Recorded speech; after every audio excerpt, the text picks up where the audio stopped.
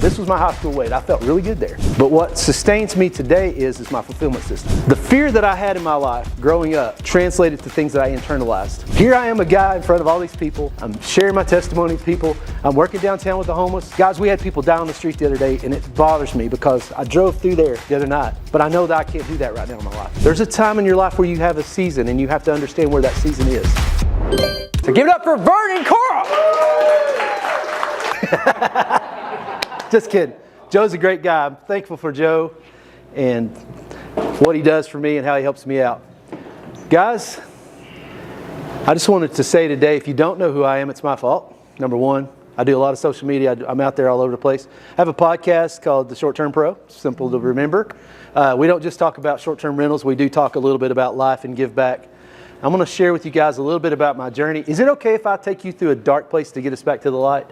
Because I'm going to show you something that's it was a time in my life that I need you guys to kind of know, so we can talk about where I'm at today. Okay, this guy right here was really, really slim. Okay, he had a lot of things going on in his life. I've always been the guy who I am now when it was business and giving back and nonprofit. I'm a recovering careaholic. What I mean by that is sometimes I care too much. I used to care more about other people's families than I did my own. I used to care more about other people's lives than I did my own. I used to care more about things that were very insignificant. I spent time away from my wife, my kids. I did all this stuff. I built a nonprofit from the ground up. I was just talking to Michelle about it back there a minute ago. The first 4 or 5 weeks I showed up for the thing that I was building, Walker Boulevard over in Fountain City, I started what we called a church. It was a 90-10 church. What that means is we had 10% coming in and 90% going out. It's not a sustainable model, so don't try it. All these other nonprofit folks in here will tell you, you got to raise money. But what happened is I show up, and I'm there every Sunday for about a month and a half. I had told all my friends, all my families, I left a paying job to go do this. I had a desire to build a music venue, to reach out to homeless kids, reach out to kids on drugs, and do all this cool stuff. So I'm there, and I'm thinking in my mind it's going to be this thing where people are going to roll up in there, and they're going to be in their little mom vans or little minivans, and all this money's going to start pouring in and all this. That's this guy right here, okay? Bigger than life. Everybody called me Pastor V. Everybody said, oh, this is the guy, this is my friend, this is everybody. They're all around me. They're all supporting me after it gets going. But for the first 4 or 5 Sundays I was there, just me and Jesus, just me and the Lord. And in the midst of all that, what happened is some guy showed up, and it's really loud. This guy's on a Harley. He comes rolling up, and he said, somebody told me you're going to be meeting here for church. I'm like, yeah, we are. It's like, whoa, this dude's weathered face. I mean, really tough, really mean-looking dude. He goes, I got a lot of friends, but I want to check you out first. So he sits down, and he's like, we're inside. And he's like, where's everybody at? I said, well, right now it's just me. It's just you. He goes, well, I just want to let you know that I'm going to be here and I'm going to bring people. I was like, okay, cool. So what happened is a couple Sundays go by, and he's like, man, it's getting hot. Can we just meet outside? I said, yeah, sure, whatever. And he said, let's go outside for just a minute. I said, okay. So we sit down outside. He pulls out a pack of cigarettes, and he says, hey, do you mind if I smoke while you do the sermon? No, I don't care. Do it. And that was a pivotal moment in that whole situation. Because what happened after that, Hell's Angels, outlaws, all these people were really cool people in this society, in this world that nobody can talk to and nobody can do anything for. Those people started showing up to what we were doing. We had kids that were showing up to what we were doing. But what happened in the midst of all that is I can tell you how you get here. The way you get right there is you care more about other people than you do yourself. At one point in my life, when I was about 14, 15 years old, I was raised in a very good home. My mom and dad were good, Bible-believing, church-going people, blue-collar workers. My mama taught me pretty much everything I know about the business I do today, and I'll talk a little bit more about that in a minute. But I had this weird sort of fear that I was going to die before I was 30 years old. It was a strange thing. I don't know why. I don't know if it was because we always thought Russia was going to bomb us, whatever it was. But I had this weird fear about dying before I was 30 years old. And then in my life, that sort of took a weird turn because my mom lost a baby. I lost a baby sister. And then I lost my grandfather, who was my best friend. Then I lost my best friend. And on and on and on. And what happened was, is this guy decided that he had no love for himself. He wanted to help others more than he wanted to help himself. And they say if you're on an airplane, put your mask on first. I didn't believe that. My life was pretty much going to hell. It was. Here I am, a guy in front of all these people. I'm sharing my testimony with people. I'm working downtown with the homeless. Guys, we had people die on the street the other day, and it bothers me because I drove through there the other night. But I know that I can't do that right now in my life. There's a time in your life where you have a season, and you have to understand where that season is. My season is not right there right now. Yours may be. But I'm driving down through here the other night, and I'm seeing these people laying out in like single-degree weather. And they got blankets just laying on the sidewalk. On the way here, there's a church right around the corner. I saw a dude laying on the porch over there. I mean, we would go out when it was really cold because a lot of times some of these ministries will not allow people to go in if they have a felony, if they have a past. Those people are cold too. There's some safe spaces, but a lot of them choose not to go in there, just to be honest with you, because they don't want to deal with whatever else is in there. Some people are on the street because they choose to be. Some people are on the street because they made some bad decisions. Their journey's much like ours when you get out there and you start talking to some of them. You talk to veterans that are out there and they're just like, oh my, you know, I was in a war and I've lost my foot or I've lost my leg. You know, they're sitting in wheelchairs. And they're out there because they have no place to go. And this was overwhelming to me at the time. And I started internalizing that because I had a lot of guilt. Because I had a good life. You know, I was the top salesman in the nation in the paint business. Puerto Rico, Canada. Every year, for several years, I was like, this is a great sales guy. Had this great nonprofit going, had all these people around me.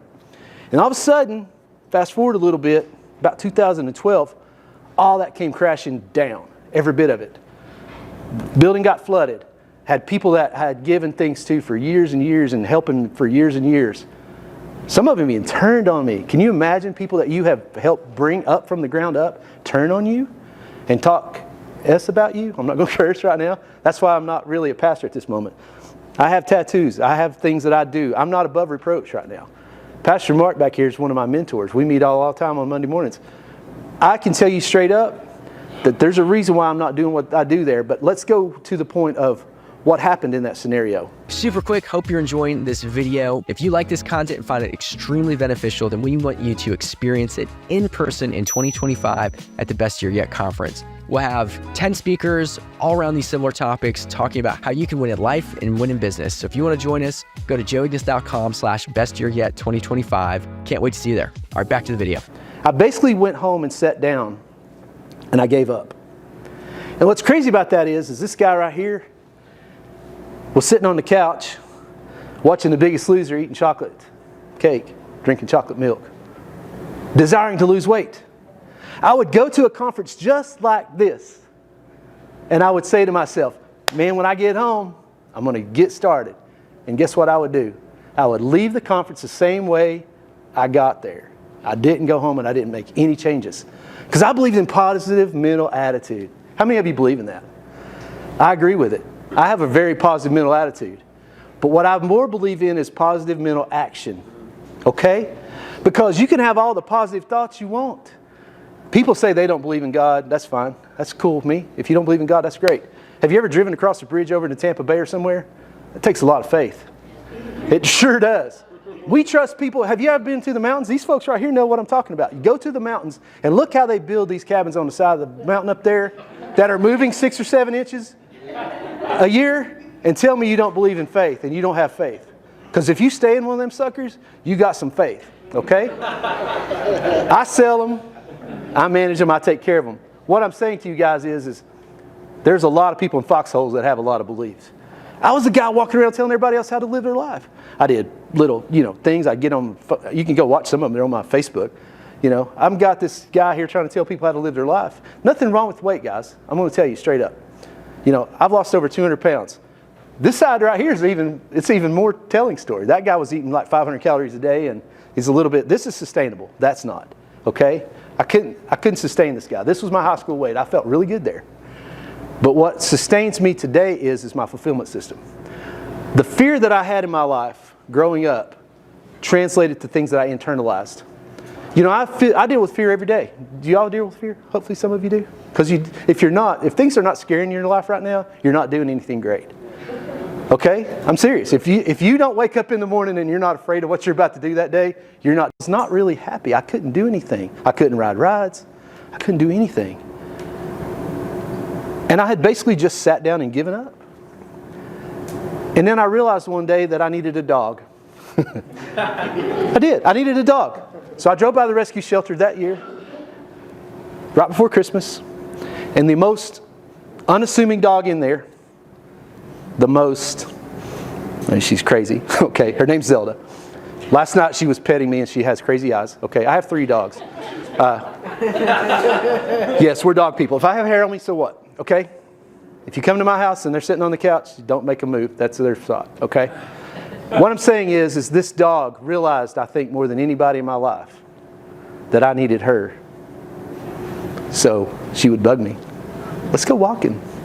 And I'd take her on a walk. And it's some of the best walking I've ever done. Now, guys, I'm telling you, a guy who weighs 404 pounds, that's a lot of work to walk a mile, okay? I mean, you've seen people that do that, like they'll bring like 10 sacks of potatoes and put them somewhere. Think about that. 200 pounds heavier than I am right now. Can you imagine? I was carrying another me around, okay? And in the midst of all this, I was frustrated.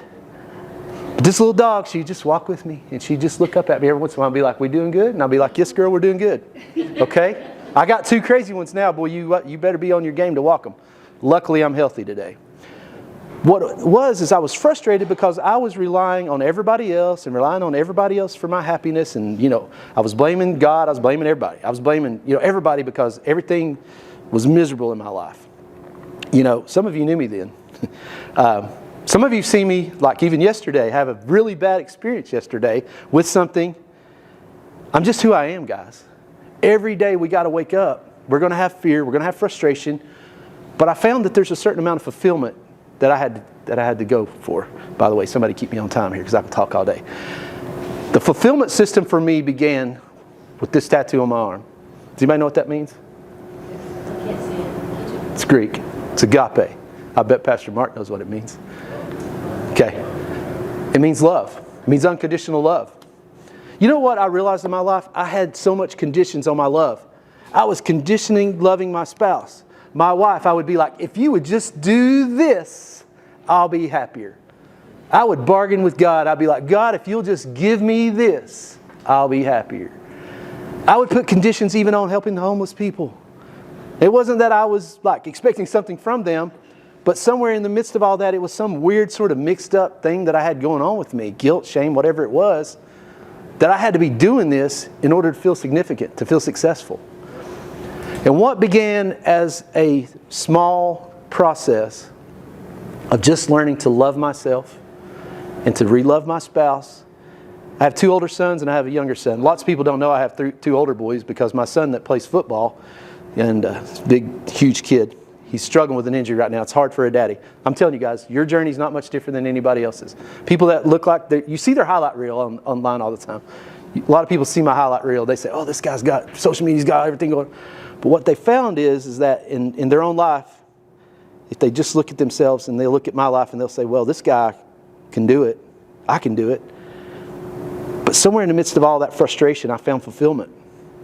And I started looking at the fruits of the Spirit. Love, joy, peace, patience, kindness, gentleness, self-control. There's no laws against any of that. Do y'all realize that? Nobody can tell you not to love somebody. Nobody can tell you not to have peace in your life, not to have joy. And when I started looking at the love thing, I stopped putting conditions on my wife. My marriage got better. I started loving what I did.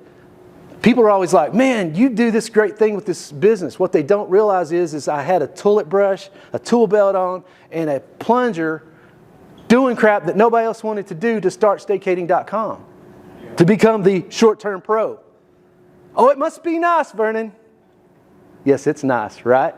Y'all do what I do. It's nice. But you know what? It didn't start with me walking in and building this thing. You know what's crazy about it? The reason I was frustrated all the time is because I would tell somebody, I was working with this corporate housing company. I was like, look, guys, if you'll just do this and this and this. And they'd just look at me and be like, what? I was blaming them because there's plenty of blame to go around. I was looking at them to make me happy and fulfill some dream that I had. But in the midst of all of that I was doing, I was planning, I was working, and I was talking to people, and I was making connections, and I was networking. And I began to love myself. I didn't do this by myself, by the way, guys. I did this with a whole lot of people around me giving me love and support. I also did it with the gastric sleeve. Does anybody know what that is? That's the most least invasive weight loss surgery there is. And even then I had people telling me, oh, I've seen people that just die from that. I've lost a lot of hair. There are some side effects. But I would much rather have this guy than that guy. And it's not the weight.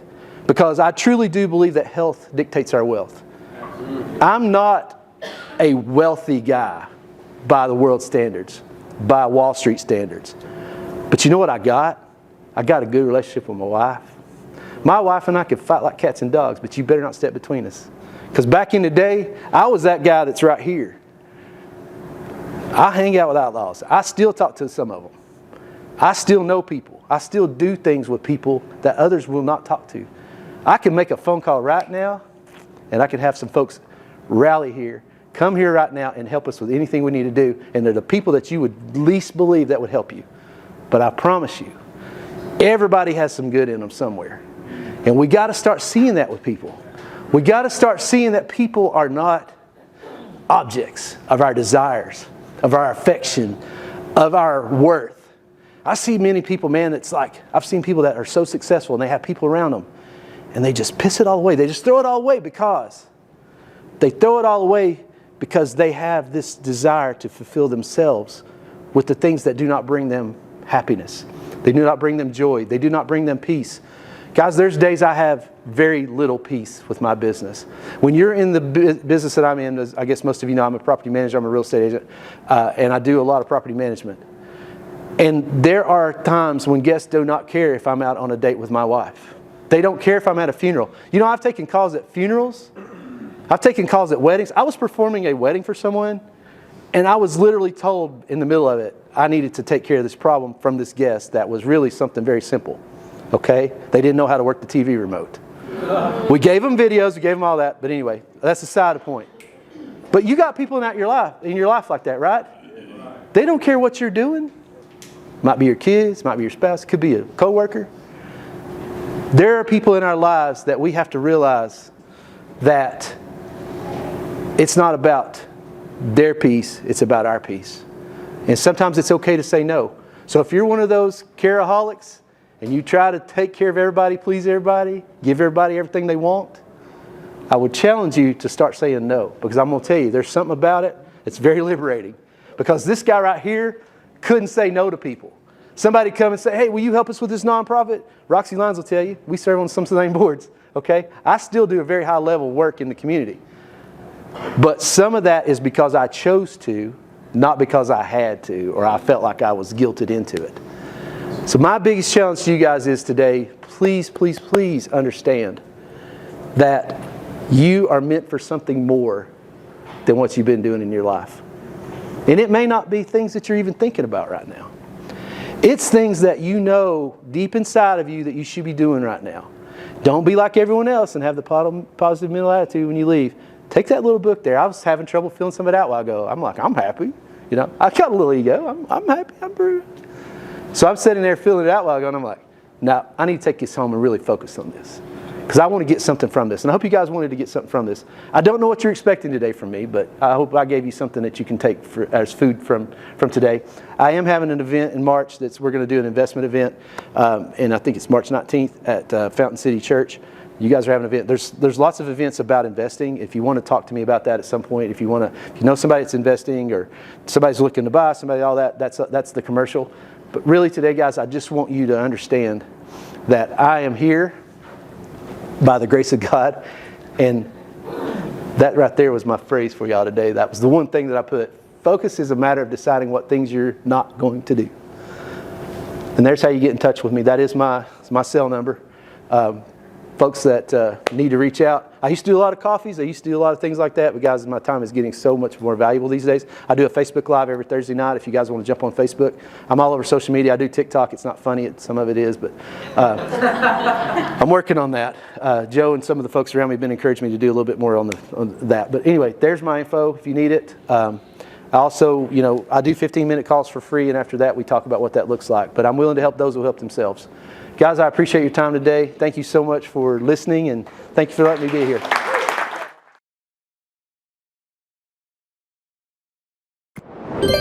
If you guys enjoy this video, then you're going to absolutely love the Best Year Yet Conference 2025. You can get your tickets at joeignis.com/bestyearyet2025. We hope to see you there, and we hope that you have your best year yet.